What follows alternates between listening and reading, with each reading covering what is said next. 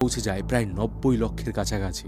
আর traditional media থেকে শুরু করে সোশ্যাল মিডিয়ায় এই নতুন পার্টির নাম ভাইরাল হয়ে যায়। কিন্তু প্রশ্ন হচ্ছে, এই পার্টি তাহলে কারা তৈরি করলো?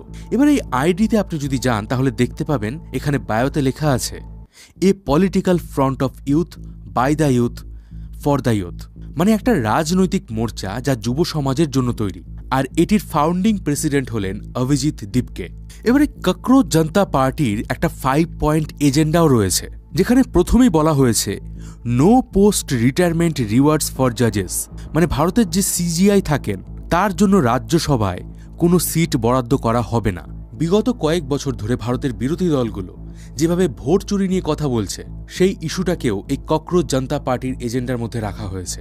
সেখানে উল্লেখ করা হয়েছে যে প্রত্যেকটা ভোটকে সুরক্ষিত রাখতে হবে। 3 নম্বর এজেন্ডার মধ্যে রয়েছে 50% রিজার্ভেশন রাখতে হবে মহিলাদের জন্য। 4 নম্বর এজেন্ডা, মিডিয়াকে ইন্ডিপেন্ডেন্ট রাখতে হবে, কোনো গদি মিডিয়া চলবে না। আম্বানি এবং আদানি যে সমস্ত মিডিয়াকে ওন করে তাদের সবার লাইসেন্স ক্যান্সেল করতে হবে এবং সমস্ত গদি মিডিয়ার অ্যাঙ্করদের ইনভেস্টিগেট করতে হবে। এবং যদি কোনো পলিটিক্যাল পার্টির এমপি বা এমএলএ ভোটের পরে পার্টি বদল করে, তাকে 20 বছরের জন্য পলিটিক্স থেকে ব্যান করতে হবে। এই পর্যন্ত আশা করি আপনি বুঝতে পারছেন। কিন্তু সমস্যা হচ্ছে, এই অ্যাকাউন্ট থেকে যুব সমাজের পক্ষে কথা বলা হলেও এখনো পর্যন্ত বিজেপি পার্টি ছাড়া অন্য কোনো দলের সমালোচনা করা হয়নি। যে কারণে বিজেপি পার্টির যারা সাপোর্টার আছেন তারাও এই অ্যাকাউন্টের বিরুদ্ধে সোশ্যাল মিডিয়ায় বিভিন্ন ধরনের ক্যাম্পেইন চালাচ্ছে। এবারে এইসবের মধ্যে বেশ কিছু তথ্য এমন উঠে আসে যেটা আপনার মনেও বেশ কিছু প্রশ্নচিহ্ন তুলে দেবে। যেমন ধরুন, এই ককরোচ জনতা পার্টির যে অ্যাকাউন্টটা তৈরি করা হয়েছে সেটা মূলত আমেরিকার একটা অ্যাকাউন্ট।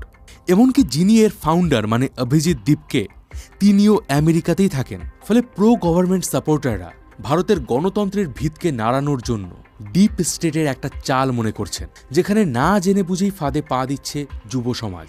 আবার বিজনেস টুডের রিপোর্ট অনুযায়ী এই অভিজিৎ দীপকে হলেন আম আদমি পার্টির একজন পুরনো মেম্বার, যে দিল্লিতে আম আদমি পার্টি ক্ষমতায় থাকাকালীন বেশ অ্যাক্টিভ ছিলেন। তার সাথে মনোজ সিসোদিয়ার ছবিও দেখা যায়, এমনকি অ্যান্টি বিজেপি বেশ কিছু পোস্টও দেখা যায়। ফলে এখানে বিজেপির সাপোর্টাররা দাবি করছে যে এটা আসলে একটা অ্যান্টি বিজেপি গ্রুপ, যারা ককরোচ ন্যারেটিভের ফায়দা লুটছে। এদের আসল উদ্দেশ্য হচ্ছে নেপাল বা বাংলাদেশের মতো ভারতেও একটা অরাজকতা সৃষ্টি করা, যাতে ভারতের অর্থনীতিকে দুর্বল করে দেওয়া যায়। তবে আবার অন্য দিক থেকে অভিজিৎ দীপকেও একটা পাল্টা মন্তব্য করেছেন। তিনি একটা পোস্টে দাবি করেছেন, ভারতের যুব সমাজ এতটা বোকা নয় যে তারা নেপাল বা বাংলাদেশের মতো কোনো ঘটনা ঘটাবে। এবার আপনার মনে প্রশ্ন আসতে পারে যে তাহলে কি দেশে কোনো সমস্যা নেই? গত 12 বছর ধরে কি তাহলে সবকিছু ঠিকঠাকভাবে চলছে?